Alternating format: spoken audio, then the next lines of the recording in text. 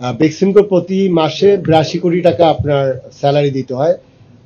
আসলে বেক্সিমকোর ফার্মাসিউটিক্যালটা এটা কিন্তু লাভজনক প্রতিষ্ঠান এখনো, কিন্তু তাদের টেক্সটাইলটা আসলে আপনার অনেকটাই রুগ্ন হয়ে গেছে।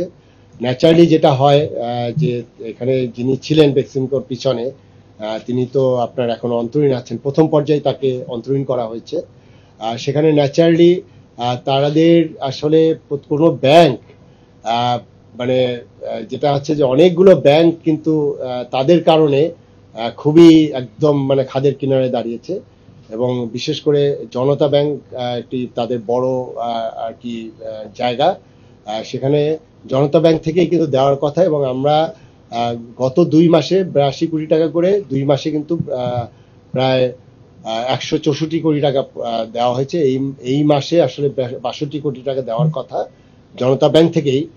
তাই মূলত যেটি হয়েছে যে ব্যাংকের সাথে তাদের যে অ্যারেঞ্জমেন্ট সেই জায়গায় একটু ঘাটতি আছে, কারণ দেখা গেল যে তাদের এক্সপোর্টের পরে তাদের ওখানে যে টাকাটা ঢুকছে, এখন ব্যাংক যেটা হয় কি যে তাদের তো আসলে অনেক ব্যাকলগ আছে, তাই এখন সেটা ওখান থেকে সে এটা দিবে নাকি আপনার তাদের এই ব্যাকলগ গুলো আপনার অ্যাডজাস্ট করবে, এটা নিয়ে কথা হচ্ছে। এবং এটা নিয়ে কিন্তু সার্বক্ষণিক আমাদের 4-5 জন, আমাদের উপদেষ্টা সহ প্রায় আমাদের প্রভাবশালী আরো 4-5 জন উপদেষ্টা এটা খুবই ক্লোজলি মনিটর করছে। এবং আমি যেটা বললাম যে আজকে সকালেও চিফ অ্যাডভাইজার মহোদয় স্যারের ওখানে আপনার কয়েকজন উপদেষ্টা মহোদয়রা ছিলেন, এবং ওখান থেকে আমাকে মেসেজ দেওয়া হয়েছে আমি কিছুক্ষণ পরে বাণিজ্য উপদেষ্টা মহোদয় এবং ফাইন্যান্স অ্যাডভাইজার স্যারের সাথে বসবো। আমি গতকাল রাতেও একটি প্রোগ্রামে ছিলাম, সেখানে আমি গভর্নর মহোদয়ের সাথে দেখা হয়েছে, এবং ওনারা যেটা আমাকে আশ্বস্ত করেছেন যে এই জিনিসটা সলভ হয়ে যাবে।